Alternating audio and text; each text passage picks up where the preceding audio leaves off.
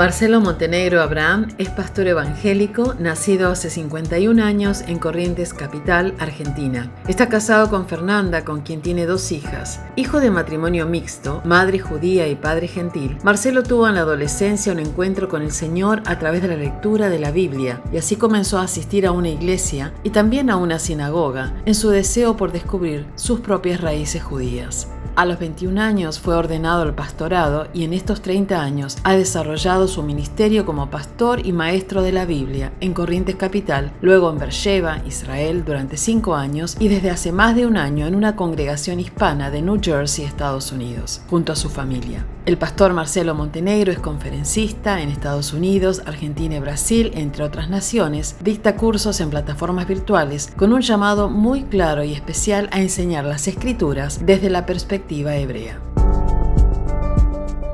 Muy bienvenidos a nuestra charla número 43. Nuestras charlas propiciadas por este movimiento que es TJC2.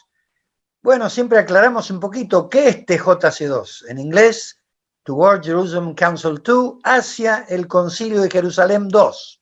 Ustedes saben que hubo un primer concilio donde la iglesia cristiana, que la mayoría era judía, empezando por Jesús y sus discípulos, y toda la iglesia primitiva eran judíos, y allí en el capítulo 15 de los Hechos nos relata una discusión que se suscitó de que el evangelio podía o debía salir del margen del judaísmo e ir a los gentiles, a los no judíos. Bueno, sabemos que fue una buena decisión, se abrió el evangelio a los gentiles y la expansión del evangelio fue muy grande en todo el mundo. Pero el problema fue que en el año 300 más o menos, el cristianismo fue declarado la religión del imperio y por otro lado se distanció de sus raíces judías. Prácticamente se dijo, los judíos no van más, Jerusalén había sido destruida en el año 70, así que se produjo una gran distancia entre la iglesia cristiana gentil y la iglesia judía, que por otro lado ya no tenía un centro espiritual, estaban dispersados por todo el mundo. Esto siguió durante muchos siglos, un antagonismo entre la iglesia cristiana gentil y el judaísmo. Una contradicción porque media Biblia nuestra es el Antiguo Testamento, pero así fueron las cosas y fue una obra tan horrible que hasta llegó incluso que los cristianos llegaron a perseguir a los judíos con las cruzadas, con la Inquisición, con los pogrom y finalmente el silencio de la iglesia cristiana en el holocausto nazi. Pero bueno, Dios está rectificando las cosas y empezó a haber conversiones de judíos a Jesús, un milagro realmente. Después de 20 siglos esto empezó a suceder y se conformaron iglesias, comunidades de judíos mesiánicos, llamados así porque para el judío decir cristiano después de tanta persecución no era muy buena palabra, pero judíos mesiánicos básicamente creyendo en Jesús como Salvador y como Mesías. Entonces, allí vemos que, bueno, en este contexto, en el año 1995, el rabino Marty Waldman, orando a Dios, recibe una revelación de que así como hubo un primer concilio donde los judíos abrieron el evangelio a los gentiles, tiene que haber un segundo concilio donde las iglesias cristianas abran el evangelio a los judíos, que ellos sigan siendo judíos, tengan su identidad judía, pero crean en el Mesías, cumpliéndose proféticamente la palabra de Romanos 11, donde Pablo habla de que Dios iba a restaurar ese tronco antiguo que era Israel, unido a las ramas injertadas que era el pueblo gentil, conformando un solo árbol y una sola iglesia. Así que esta es la visión de TJC2 y invitamos cada 15 días a distintos sacerdotes, pastores, ministros a compartir con nosotros. En el caso de hoy tenemos a Marcelo Montenegro, quien es judío de origen, pero es un pastor evangélico. Parte de su misión y su visión es explicarle a los gentiles la mirada hebrea de la palabra, y de eso estaremos hablando el día sábado. Y hoy, entonces, Marcelo, va a estar abriendo otros temas para nosotros. Entonces, Marcelo ha enseñado en Israel, en Europa, en Corrientes, y hoy está en Nueva Jersey. Así que bueno, tenemos un pastor muy viajero que va por todas partes llevando la palabra, y es una alegría porque además a Marcelo lo consideramos un amigo nuestro, un amigo tanto mío, de María y de otros, y también un amigo de TJC2. Así que Marcelo, bienvenido, y estamos con toda la expectativa para escucharte.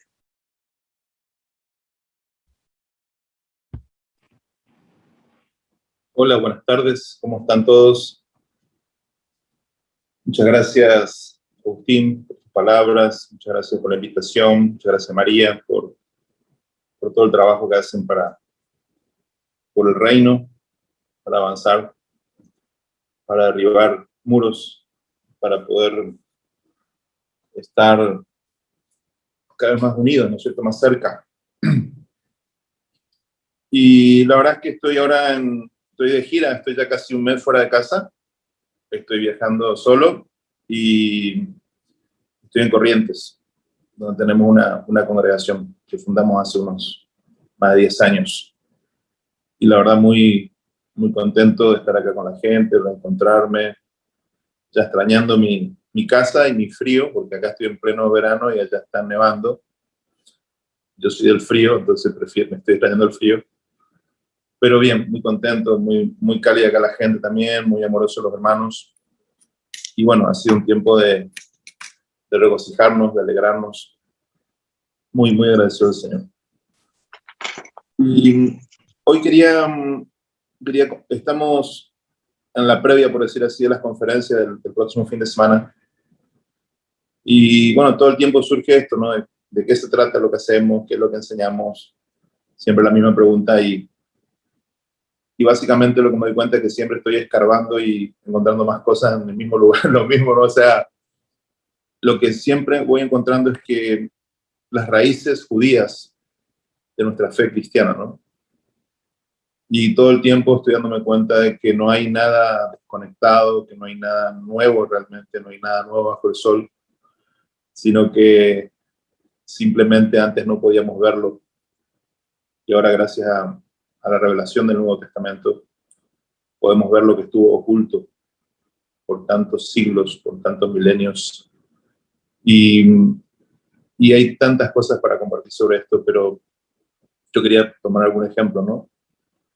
Quería tomar algún ejemplo de cómo el Nuevo Testamento en alguna forma es la respuesta a todas las preguntas que se plantearon en el Antiguo Testamento. Y si uno lo piensa así, se vuelve todo un poco más, para mí por lo menos se vuelve todo más sencillo, ¿no es cierto? Porque creo que si uno agarra solamente el Nuevo Testamento, sin tener en cuenta el Antiguo, uno puede llegar a muchas interpretaciones. Y creo que una de las razones por las que hay tantas interpretaciones y tantas corrientes dentro del cristianismo, y tantas denominaciones, y tantas doctrinas, tiene que ver, creo, con el hecho de que nos hemos desprendido de la raíz hebrea. Entonces, bueno, yo soy guatemalteco y agarro el texto del Nuevo Testamento y le hago una lectura guatemalteca. Pongo mi cultura, pongo mis paradigmas, mi visión de la vida, la vuelvo al texto. Soy argentino y voy a tener otra lectura del Nuevo Testamento. Y así cada persona le hace su lectura al Nuevo Testamento de acuerdo a su realidad, a su experiencia, su visión de la vida, su filosofía. El problema es que muchas veces esas lecturas, esas interpretaciones no son acordes al espíritu del texto. Porque el texto no es una novedad, el texto es una revelación sobre algo antiguo. Entonces, se me ocurren muchos ejemplos, voy a tratar de tomar algunos que sean más conocidos para que ustedes puedan seguirme. El famoso tema del cordero, ¿sí? El cordero. El cordero es un símbolo muy importante en el Nuevo Testamento.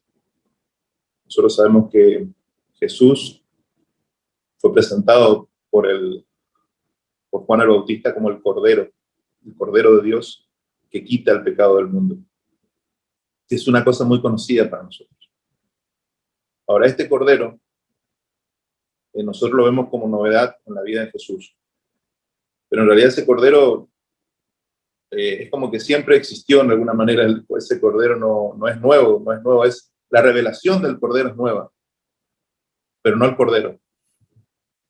Cuando aparece en la escena en Israel, hace 2000 años aparece Jesús, su primo Juan el Bautista dice, he aquí el cordero de Dios que quita el pecado del mundo.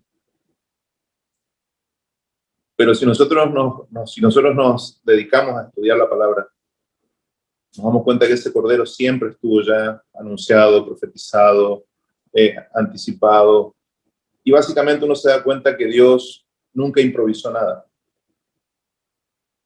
Y ese es un tema. Porque a los argentinos nos encanta la improvisación. Por lo menos acá nos encanta.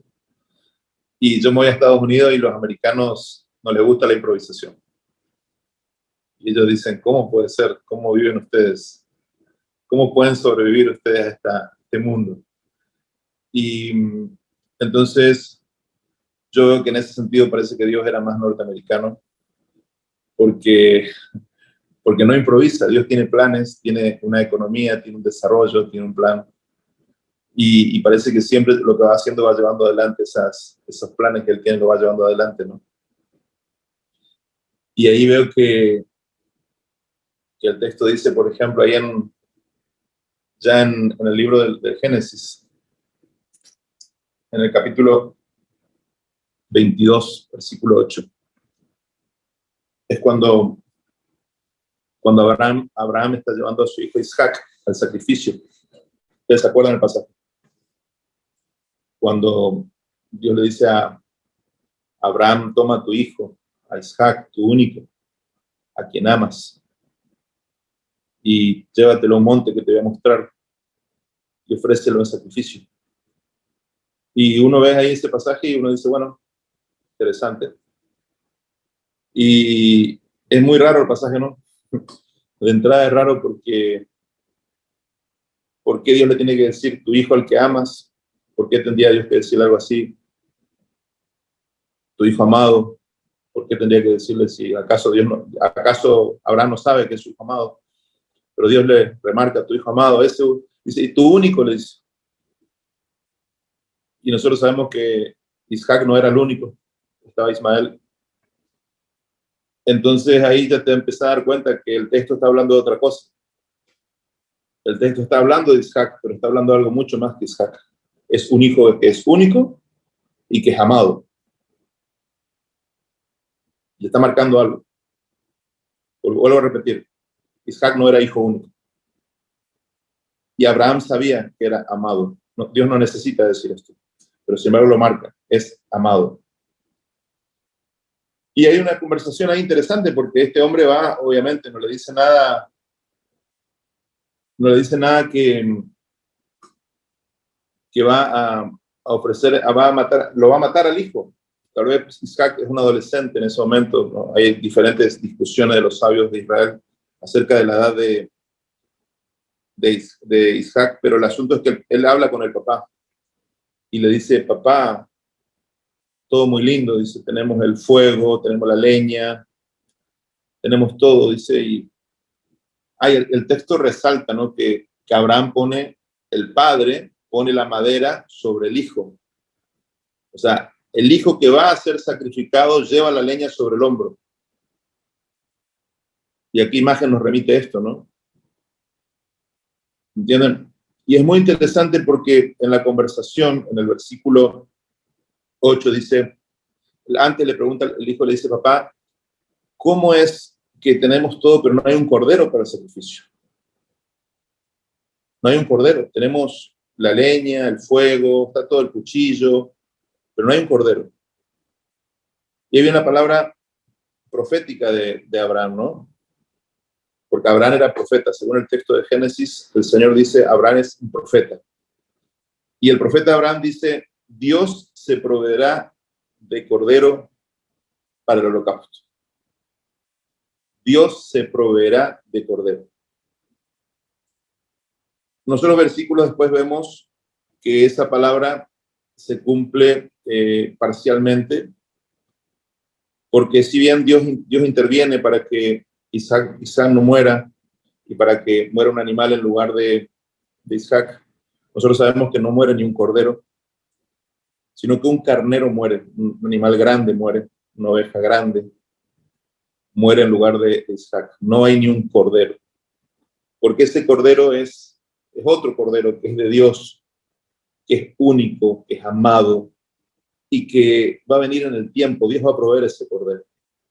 Entonces ahí ya podemos ver que ese cordero que Juan el Bautista dijo, he aquí el cordero de Dios, está cerrando esta profecía de Abraham que fue lanzada 2000 años antes que ocurra. Cuando Abraham dijo, Dios va a proveer un cordero para el holocausto. Dios se va a proveer un cordero. Tiene que ser un cordero que viene de Dios. Y Jesús de Nazaret viene y cumple este lugar de esta profecía. Y bueno, y nosotros decimos, wow, qué tremendo, ¿no? 2000 años ya. Un cordero se anticipa la profecía, un cordero que va a ser sacrificado, que es amado, que es único. Pero después se empieza a complicar porque llegamos al libro de Apocalipsis, en el capítulo 13, versículo 8 de Apocalipsis. Dice, y la adoraron, está hablando de la imagen de la bestia, y la adoraron todos los moradores de la tierra, cuyos nombres no estaban escritos en el libro de la vida del Cordero, que fue inmolado desde el principio del mundo.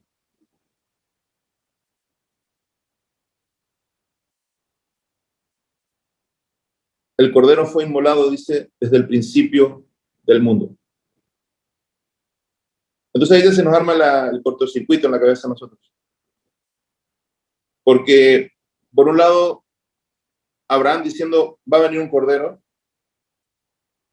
Los evangelios nos cuentan que el Cordero vino y fue inmolado. Pero viene Juan en el Apocalipsis y dice, no, el Cordero fue inmolado desde el principio del mundo. Entonces, es como en nuestra mente temporal es una locura. En nuestra mente lineal es una locura. Porque para nosotros los sucesos van ocurriendo uno detrás del otro, pero evidentemente para la mente de Dios no es así. Para la mente de Dios simplemente hay un diseño, una idea, que después va tomando forma en la historia, pero es como que las cosas se repitieran todo el tiempo. Es como que las cosas se replican, ¿sí? Entonces uno dice, bueno, viene Moisés, baja la Torá, recibe la Torá, recibe la ley, recibe la Torá, la instrucción. Pero él mismo dice, va a venir otro hombre, dice, del pueblo, va a ser escogido entre los hermanos, a él tienen que escuchar, dice, Moisés profetiza que va a venir alguien. Y después viene el sermón de la montaña, aparece Jesús, y es como que redimensiona otra vez la Torá. Y es como que Jesús era otra vez una nueva manifestación. Es como que Moisés, el primero que baja la Torá es Moisés, pero como que Jesús viene a completar eso, otra vez a cerrar algo. Y Juan dice, en el principio del Evangelio dice, porque la Torá vino por medio de Moisés. La ley vino por medio de Moisés. Pero la gracia y la verdad vinieron por medio de Jesucristo. Entonces, toda la Escritura va estableciendo estos paralelos, estas repeticiones, que uno puede decir, en Hadash Tajat Hashemesh. No hay nada nuevo debajo del sol. Los romanos lo tradujeron al latín. A los romanos les encantó la expresión. Nihil novus sub sole, decían ellos, en latín. Nihil novus sub sole. No hay nada nuevo debajo del sol. A ellos les encantó esta expresión hebrea, que no hay nada de nuevo debajo del sol. Y si uno se pone a pensar, esto es filosofía, es teología de altísimo vuelo, pero ¿qué pasa si uno lo aplica a su vida? ¿Qué pasa si uno lo aplica a su vida? Si uno lo baja hoy a nuestra realidad. Es lo mismo. Yo soy pastor hace 30 años. Y las familias lo que hacemos es repetir historias nada más. Las familias somos repetidores de historias. Yo estoy con un hijo Y yo hablo con el hijo y yo sé la historia del papá. Hablo con el papá y sé la historia del abuelo. Porque la familia lo único que hacemos es repetir historias. Repetimos ciclos. Para bien y para mal. Y es muy interesante cuando podemos ver así, desde la perspectiva del sabio de Israel, del que escribe el Eclesiastés, el Coelet, porque el Coelet lo que va a decir es, todo en la vida es cíclico, todo da vuelta, todo da vuelta. Dice, todos los ríos van al mar.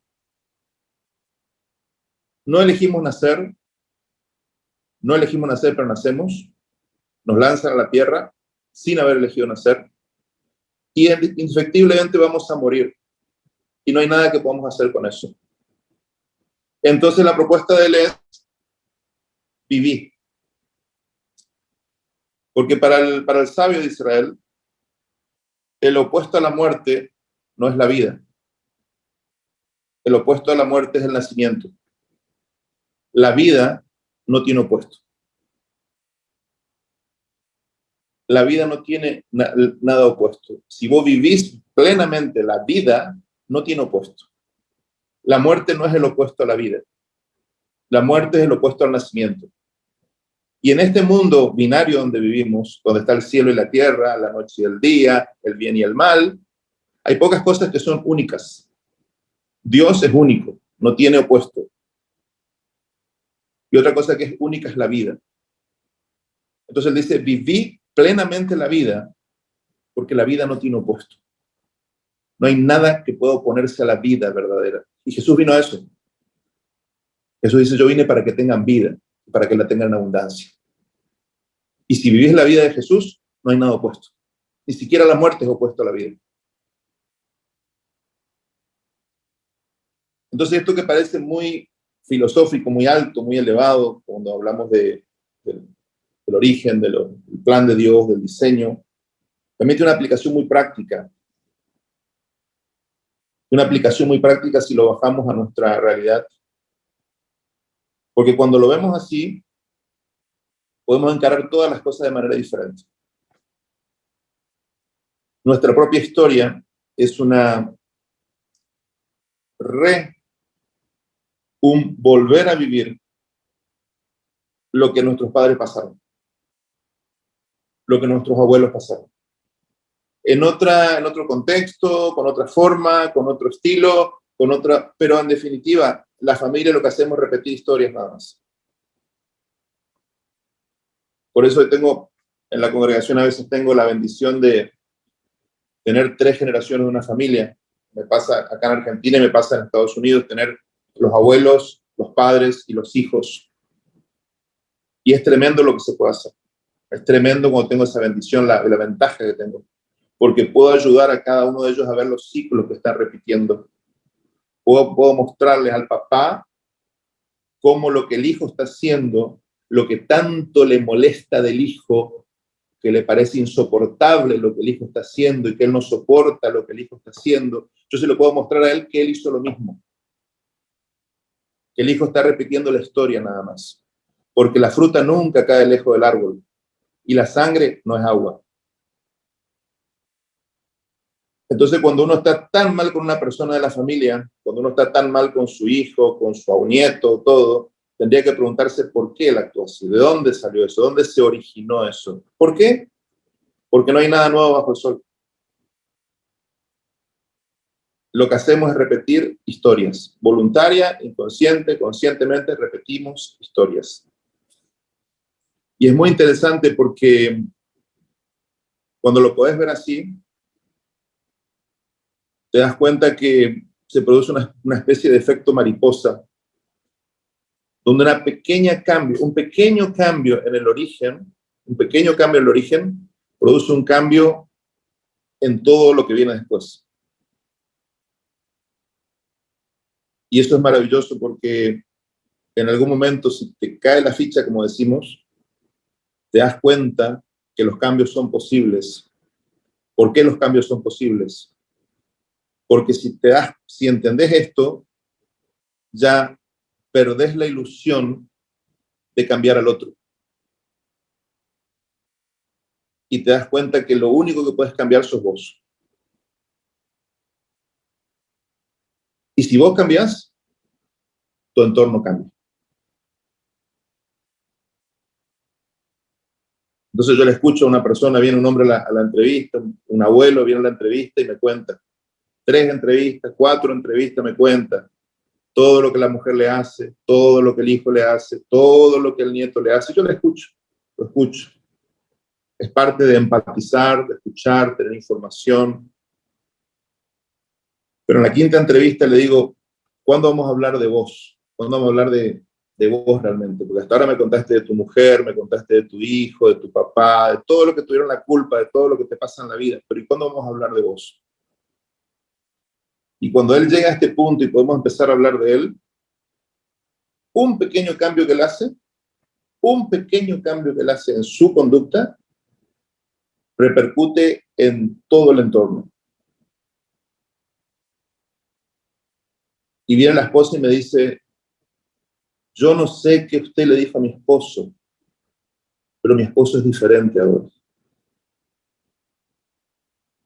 Mi esposo habla conmigo ahora. Viene el hijo y dice, pastor, yo a usted no lo registraba, pero viendo lo que pasa en la casa de papá y mamá, yo quiero sentarme con usted a conversar también. Porque algo está pasando en la casa de mis padres que yo no entiendo. Y yo quiero eso, porque a mí me gusta ver a papá y a mamá así como están. Nunca los vi tan contentos. ¿Qué está pasando? Entonces, cuando di cuenta, estoy trabajando ya en 2, 3 generaciones. Y es maravilloso. Porque Dios nos hizo así, Dios nos creó así, entretejidos las generaciones. Por eso dice, Él es Dios de Abraham, Dios de Isaac, Dios de Jacob. 3 generaciones. Pero cuando esas 3 generaciones van a producir una 4ª, que se llama José.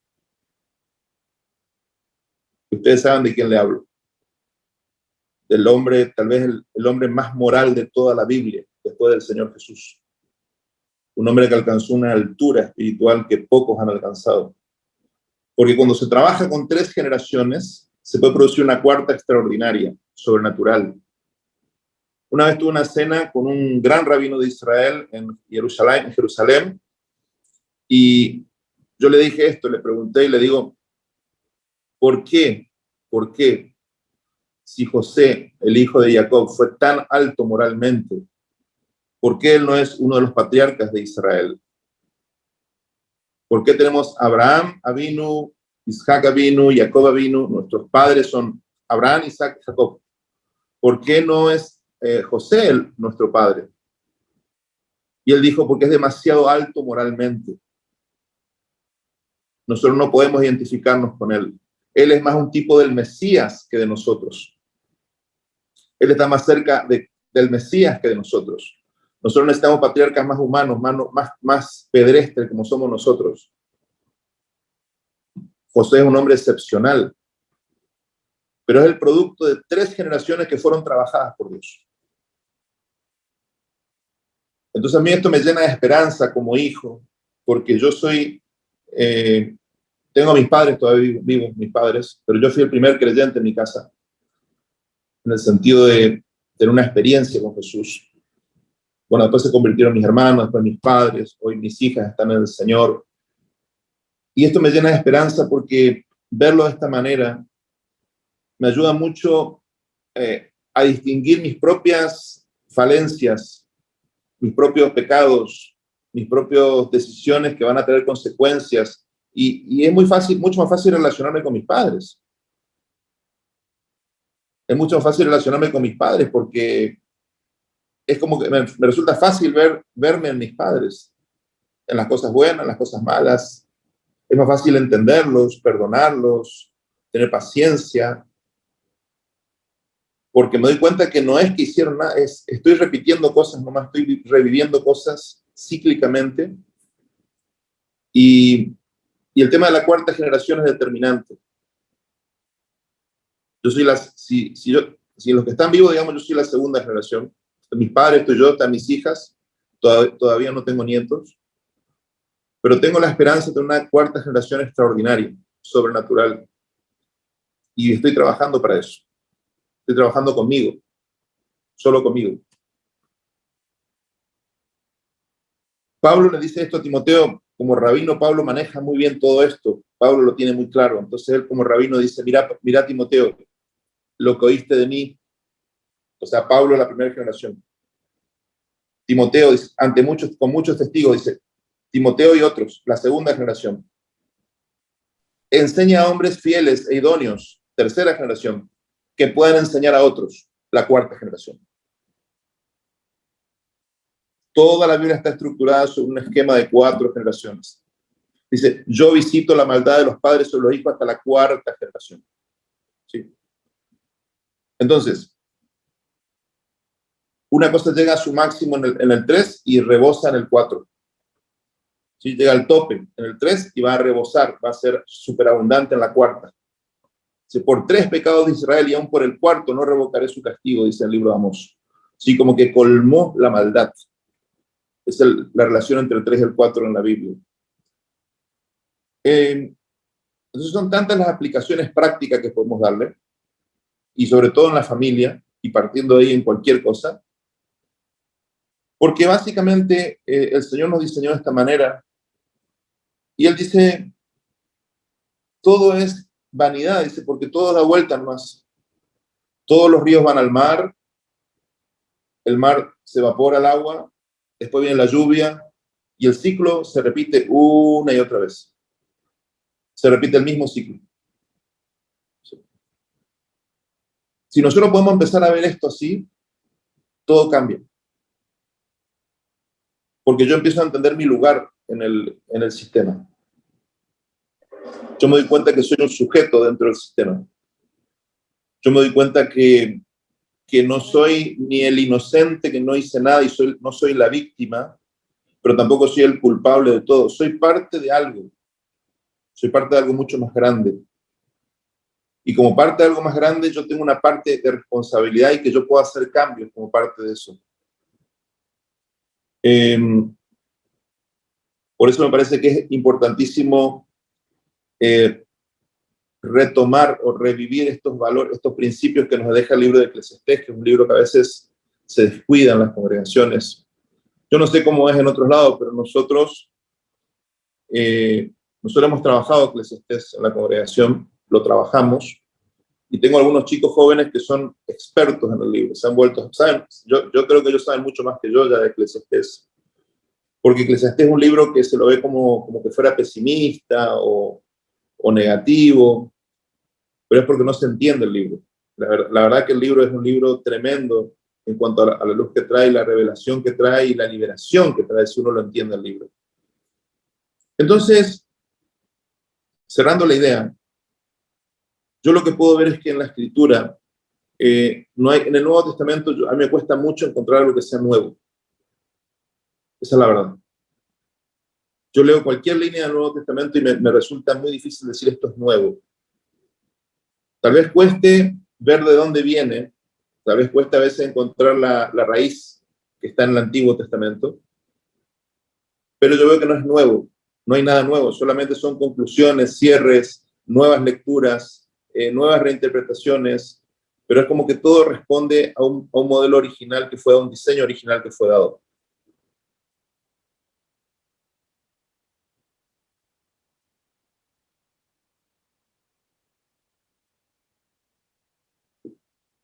No sé si me están entendiendo, si me quieren hacer alguna pregunta.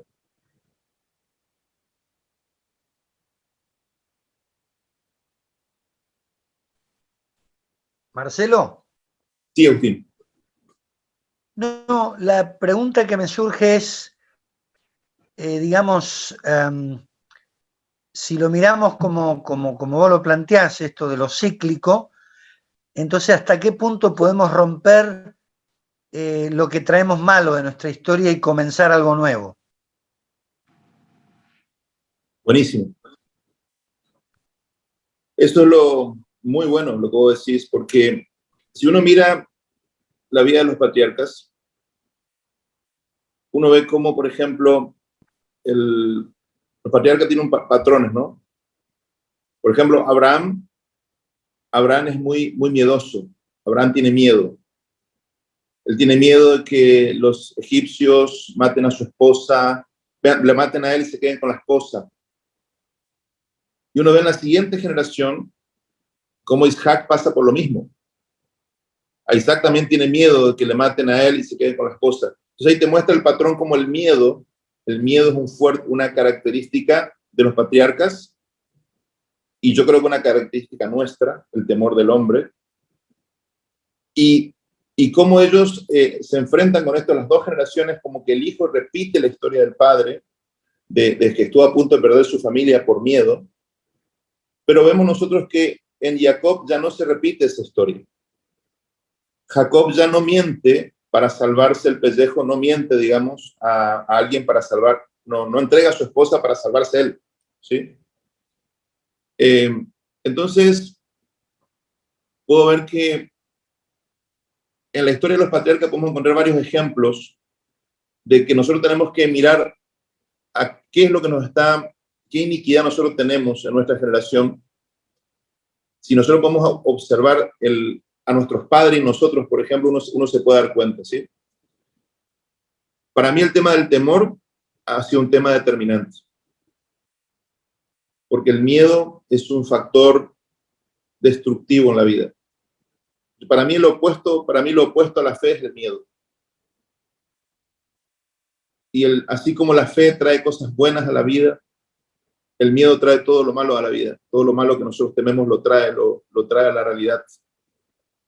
El miedo tiene un poder impresionante, como la fe, pero en negativo. Entonces, yo puedo observar este patrón en mi familia, puedo observar en mis padres el miedo, lo que el miedo produjo.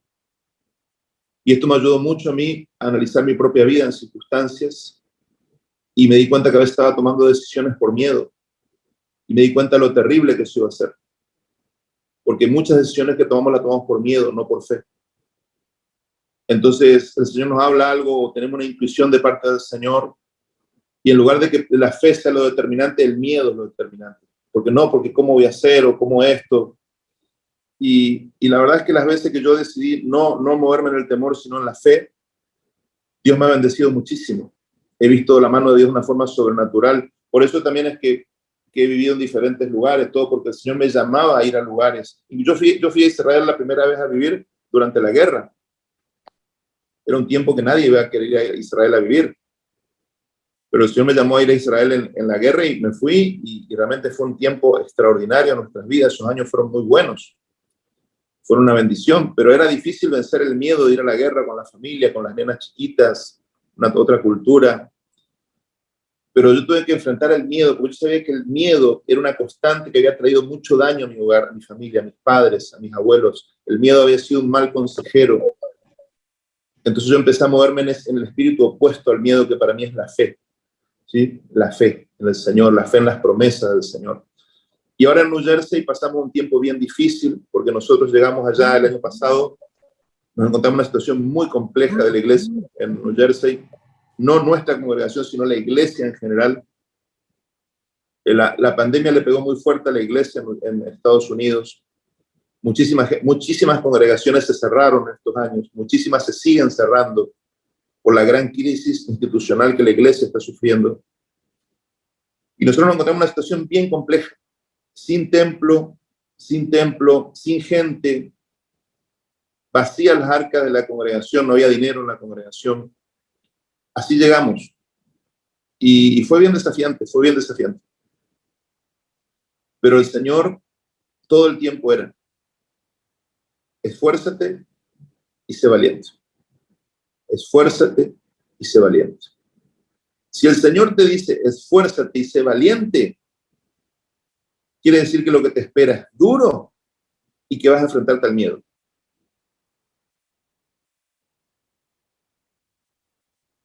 Si te dice esfuérzate, es porque viene mucho trabajo. Y si te dice sé valiente, es porque vas a enfrentarte al miedo. Y eso fue la realidad. Fue un año durísimo, de mucho trabajo y de muchos temores, de mucha incertidumbre. Pero esa palabra nos sostuvo todo el tiempo esa palabra, esfuérzate y sé valiente. Pero vuelvo a repetir, el reconocer en mi propia familia, en mi propia genética familiar, el miedo como un factor determinante que nos hizo mucho daño como familia, me ayudó a entender a mis padres, a perdonar, me ayudó a comprender, me ayudó a empatizar más, me ayudó a entender que cada familia tiene que luchar con sus propios gigantes y cuando uno los reconoce es más fácil pelear con ellos.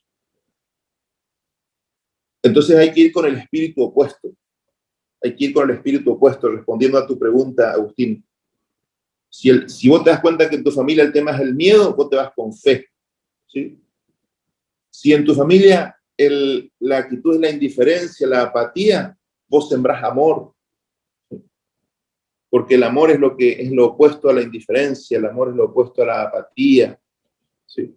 Entonces cada uno tiene que poder distinguir sus propios gigantes familiares para poder cortar la cabeza, ¿no?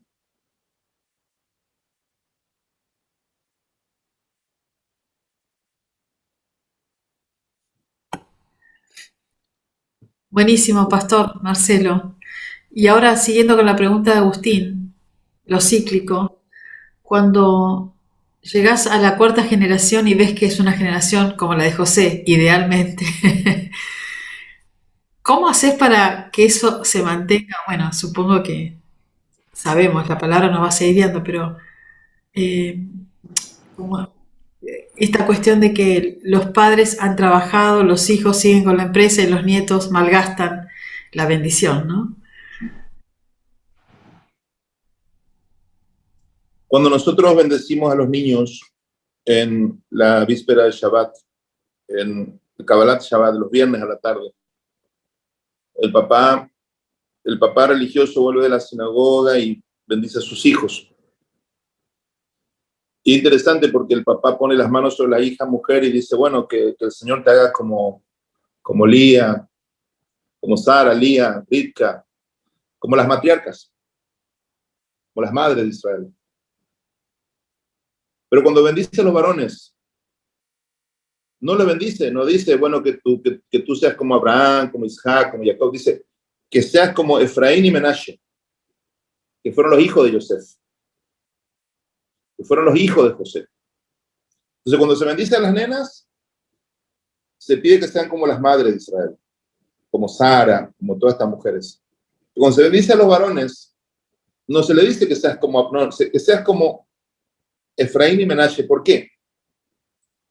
Porque si tú miras esto, tú ves esto, miren. Abraham tiene 2 hijos. Conflicto permanente entre Ismael y Isaac. Conflicto permanente. Y hasta que Ismael tiene que irse de la casa, porque hay mucha rivalidades, muchos problemas, muchos problemas. La siguiente generación, viene Isaac, nace Jacob y Esaú. Otra vez problemas, rivalidad, conflicto. La familia, los hijos peleándose los hijos, en los senos del hogar. Nace Jacob y ya es el colmo. Ya directamente la mayoría de hijos se ponen de acuerdo para matar al más querido, al más amado, al más mimado, que es José, y se ponen de acuerdo y van a matarlo y terminan no matándolo y sobrevive, pero ya el odio es extremo, ya se potenció el odio familiar, se potenció al punto que un hijo se vuelve insoportable y hay que matarlo ya. Porque esto es lo que hace el pecado. El pecado se va potenciando de generación en generación cuando no se corta, cuando no se soluciona de raíz. Pero nacen, y toda la competencia que era por los celos y por tener el primer lugar, siempre era por tener el primer lugar, por eso que tenemos humano de querer ser el primero, el más mimado, el más privilegiado, todo eso, es siempre así, hasta que nacen los hijos de José. Y con los hijos de José se produce algo extraordinario, porque José, cuando va a morir su papá, le lleva a los hijos para que le dé la bendición. Y Jacob le cruza las manos, así, ¿se acuerdan que Jacob cruza los brazos? Y pone la mano derecha sobre el menor y la mano izquierda sobre el mayor. Y está ciego. Y el hijo le dice, papá, te estás equivocando. ¿Por qué haces eso? Y Jacob le dice, no, hijo mío, déjame hacer así. Dice, porque estoy muriendo. O sea, en el judaísmo una persona está así, es como que está en el espíritu, digamos, su alma se está separando. Y si yo lo que estoy haciendo es, yo estoy diciendo que el mayor va a servir al menor, dice, el menor va a ser una nación más fuerte. Y fue la primera generación donde el menor es mayor, así es, recibe más dones o recibe un privilegio más que el mayor, y sin embargo no hubo conflicto entre ellos. ¿Qué es la diferencia? El carácter del padre. El carácter de José evidentemente marcó de una forma la abnegación de José, la abnegación, la capacidad de perdonar, de ser sufrido. Hizo algo en los chicos, produjo algo en su genética, que cuando los chicos eso nacen, parece que así tranquilamente aceptaron que, bueno, sí, Dios quiere que mi hermano más chiquito sea el líder y yo más sujeto, tranquilo. Pero parece bien antinatural, ¿no? Pero entonces por eso nosotros cuando bendecimos a los niños decimos, a los varones decimos que sean como Efraín y Menashe, porque para que no haya conflicto en la familia, para que sean hombres de paz, para que no haya problemas, ¿no es cierto? Entendiendo que si no hay paz en la familia no hay nada, ¿no es cierto? Toda la Biblia va a repetir esto, que mejor un plato de arroz donde hay pan, donde hay paz, un poco de lenteja donde hay paz, que un buey gordo, un asado donde hay contienda. Entonces este modelo de paz, de armonía, de paz en la familia, en las relaciones, va a tomar un lugar central en la revelación. Yo creo que es esto, María. Yo creo que el carácter de una persona, el carácter de una persona moldeada, transformada, es lo que genera que se pueda mantener en el tiempo, ¿no es cierto? No hay otra cosa. Yo no veo, o sea, ni en la experiencia, ni en la historia, ni en la palabra de otra cosa.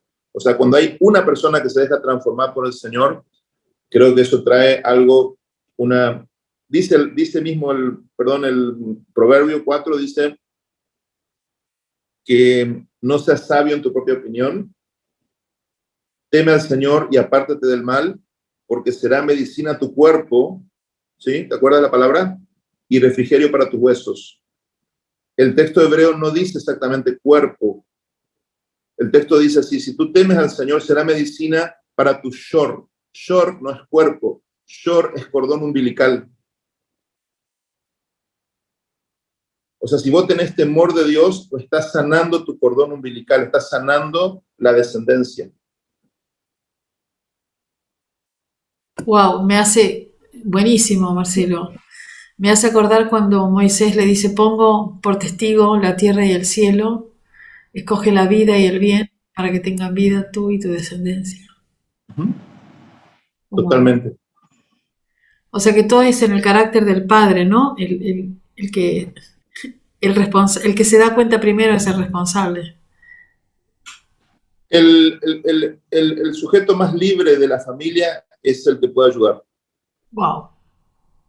Vos tenés una familia, viene a la iglesia una familia, toda la familia está enferma, seguramente, porque todas las familias somos disfuncionales. Pero hay una persona que quiere cambiar, hay una persona que no está conforme con eso. Puede ser mamá, puede ser papá, puede ser un hijo, vos con él podés trabajar. Donde él cambia un patrón, toda la familia cambia el patrón.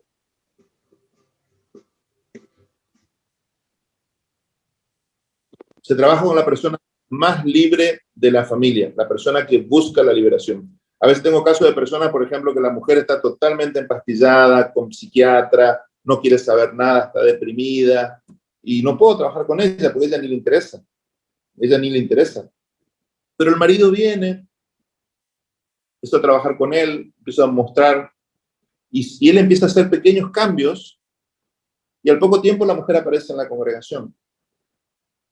La mujer a mí no me conoce, pero vio algo en su esposo que ella dice, a este hombre algo le pasa. Y es como que es una gota de esperanza en un desierto que ella vive, y es como que ese cambio a ella le resulta una esperanza, le produce una esperanza, y dice, bueno, ¿dónde está esa gota? Yo quiero ir a ver de dónde viene la gota de agua.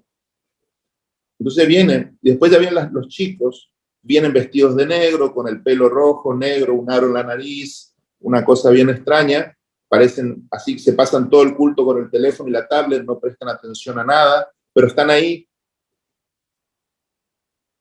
Y mi congregación tiene prohibido decir absolutamente nada. Absolutamente nada. No se metan. Si ellos vienen es por algo. Dejen que el Señor sea el Señor y haga lo que tiene que hacer. Y están ahí, parece que están ahí con su tablet, no te prestan atención, no miran un momento, no levantan la vista, pero el domingo en la casa están comiendo y pasa una conversación y uno de los chicos dice, sí, pero el pastor en el culto dijo tal cosa, dice.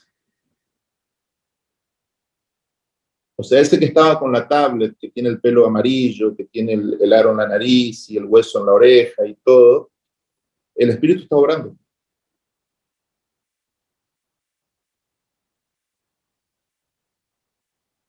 Por eso soy pastor hace 30 años, me encanta esto.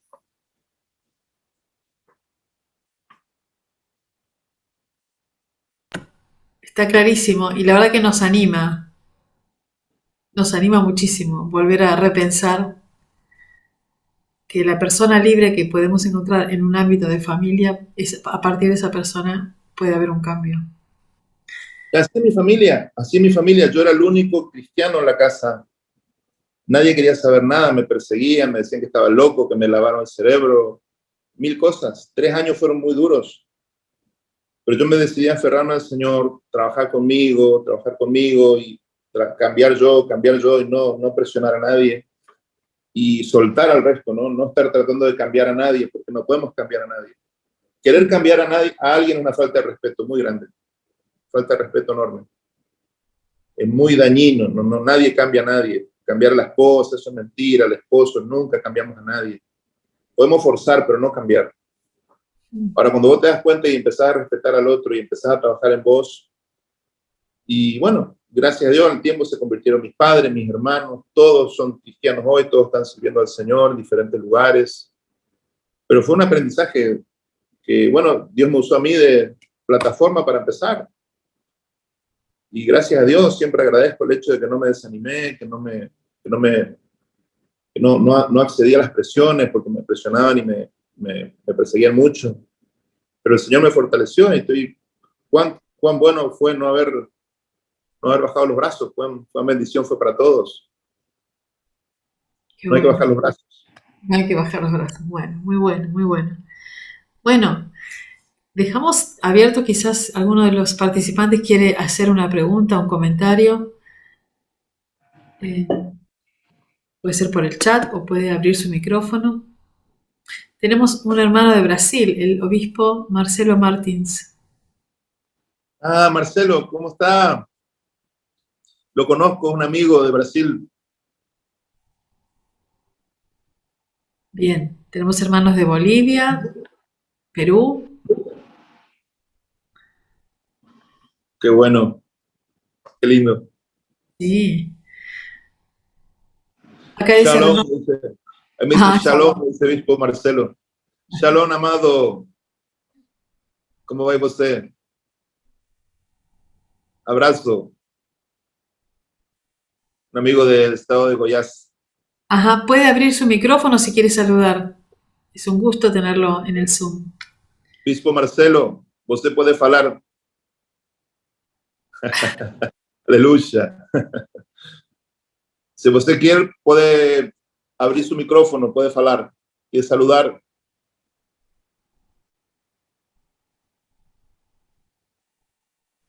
No sé si no me entiende o quiere. Shalom. Shalom, graça e paz. Gracias, que Deus paz. abençoe os amados irmãos no nome de Jesus. Amém, graças. Uma alegria poder ter esta comunhão nesta noite. Amém. Muito obrigado, Marcelo. Como vai? Tudo na bênção, vencendo aqui no nome de Jesus. Aleluya, qué bueno. ¿Cómo va la obra en Pires do Rio? Começamos aqui um trabalho agora diferente na Praça Central. Todas as quarta-feiras nós temos ido e orado e clamado ao Senhor todas as quarta-feiras, e está tendo uma grande resposta de almas se rendendo aos pés do Senhor, pessoas se reconciliando, drogados se entregando ali diante do Senhor. Deus tem Aleluya. feito uma obra linda, sabe? Qué bueno. ¿Ustedes entienden, Agustín? ¿O qué fala?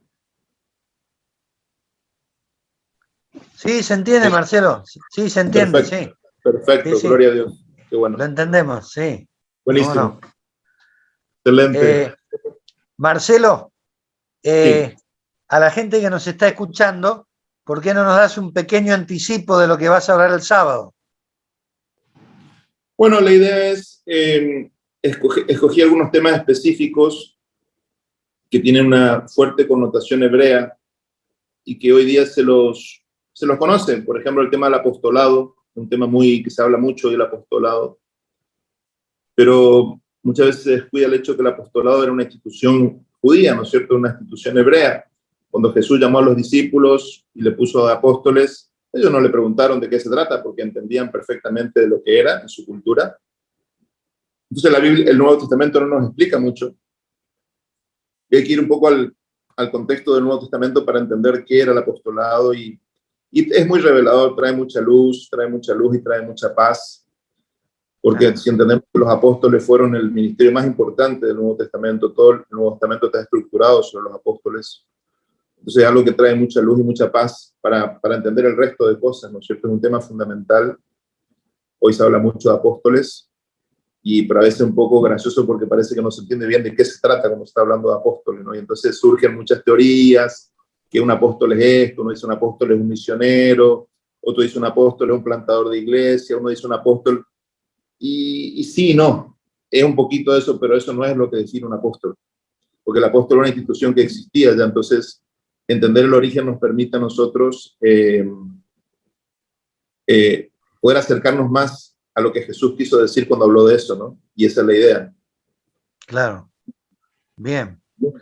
Bueno, queremos animar a todos los que nos están escuchando a venir el sábado a las 9:30, donde Marcelo va a estar desarrollando este tema y va a ser muy interesante. Vamos a tener gente de la iglesia evangélica, va a haber sacerdotes católicos, va a haber un sacerdote ortodoxo, así que va a haber una buena diversidad, va a haber judíos mesiánicos, así que bueno, va a ser muy desafiante escuchar a Marcelo, y bueno, después habrá grupos donde podremos preguntar y desarrollar esto, así que todos los que están escuchando.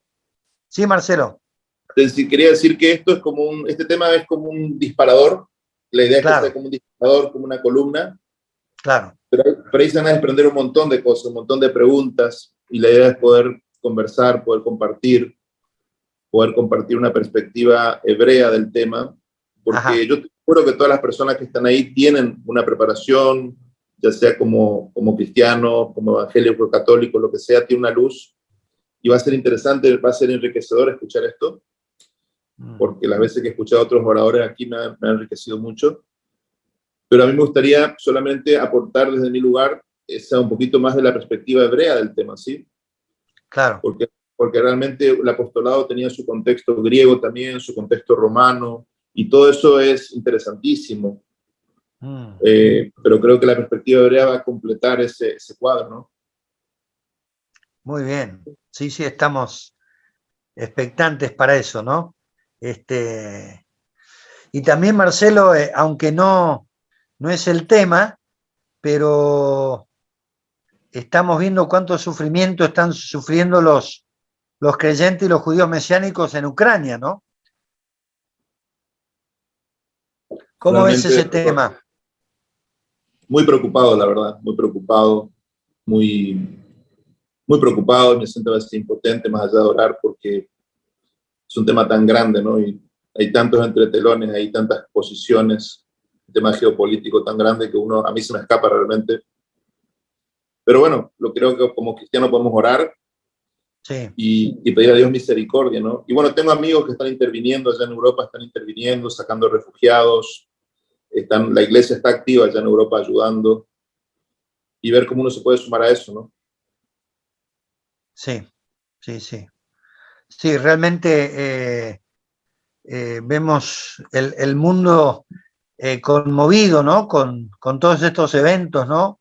La pandemia, guerras, bueno, pareciera que tiene que ver con lo que dijo Jesús, ¿no?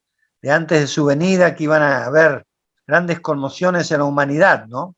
Así es. Estamos esperando la segunda venida y sabemos que esto va a ocurrir. Claro, claro. Y justamente todo lo que tiene que ver con el pueblo de Israel es como un termómetro, ¿no? Es como mirando a Israel y al pueblo judío, podemos ver los tiempos que estamos viviendo, ¿no?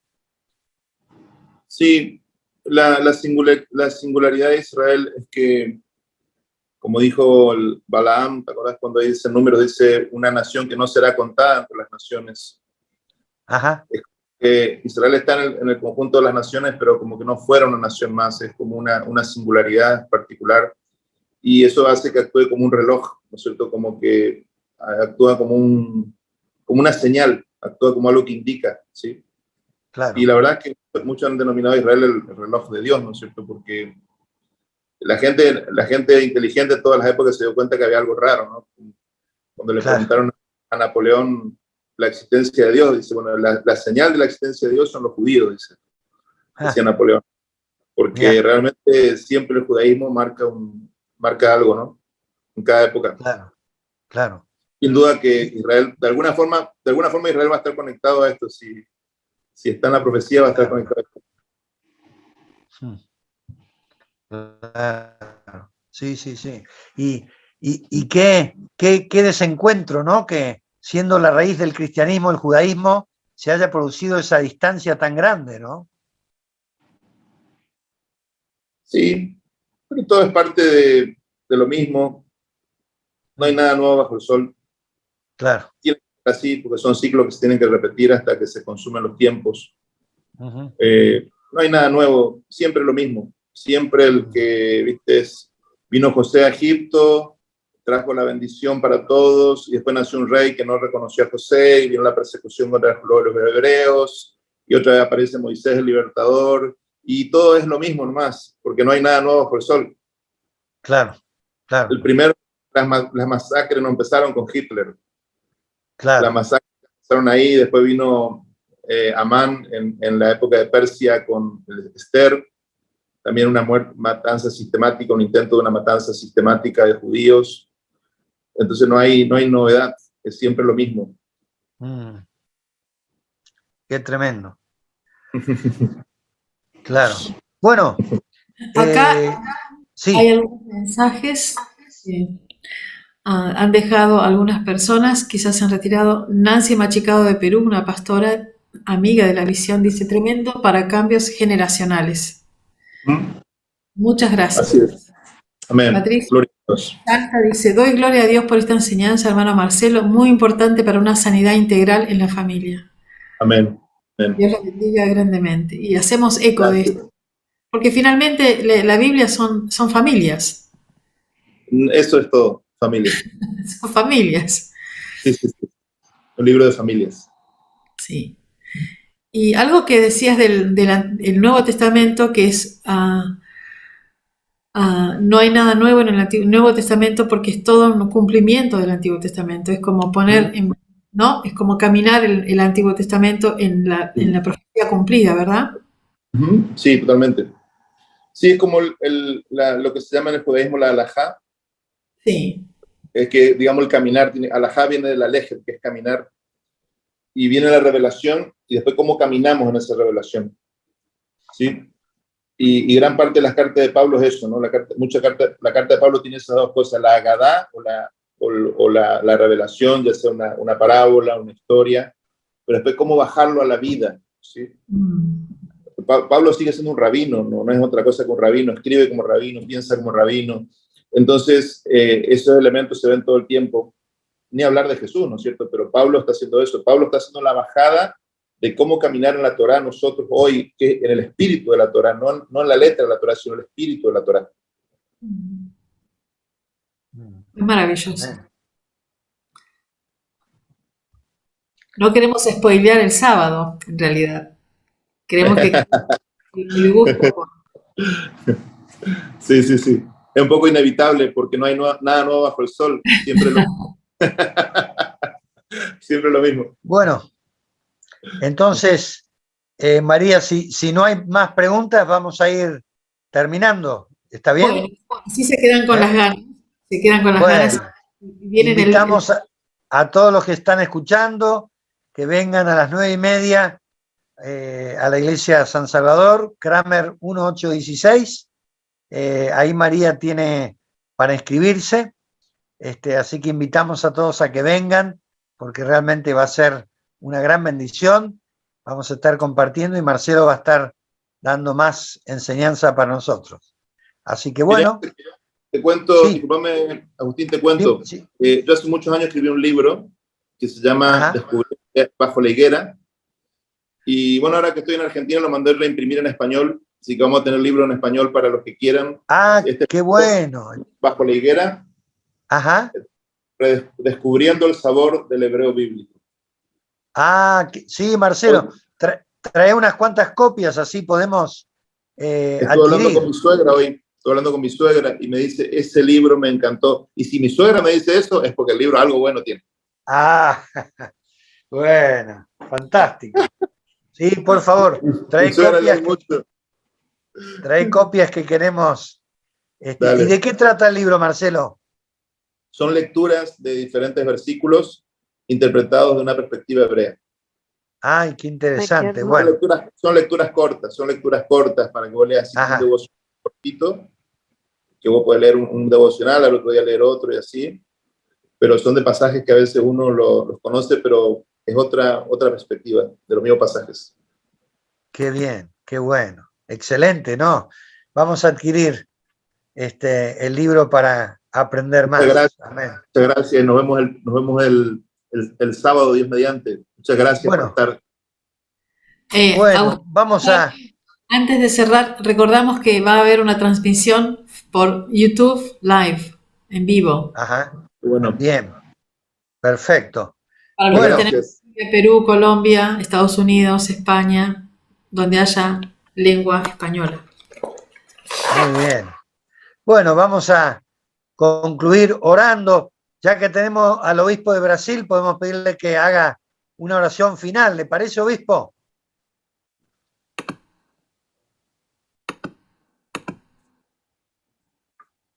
¿Puedo orar?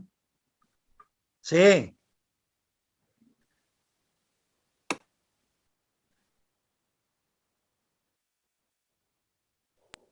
No sé si nos escuchó. Bueno. Si no le pedimos a Julieta. Julieta, una oración final para la reunión. Bueno, Señor, te damos gracias por este momento, por todo lo que hoy nos enseñaste a través del Pastor Montenegro. Y gracias. Como decían tus apóstoles que caminaban con vos, Señor, aumenta nuestra fe. Se trata de eso, ¿no, Señor? Aumentar nuestra fe, creer que, bueno, que tenemos que confiar en ti y que vos vas adelante y que nos vamos a esforzar y ser valientes. Creo que no te pedimos poco, pero sabemos que vos, que sos un Padre celestial, bueno y que nos querés, vas a ayudarnos en todos nuestros momentos en que nos sintamos con temor. Entonces, Señor, te damos gracias porque tú eres un Padre celestial, atento y guardado a todo lo que nosotros podamos pedirte.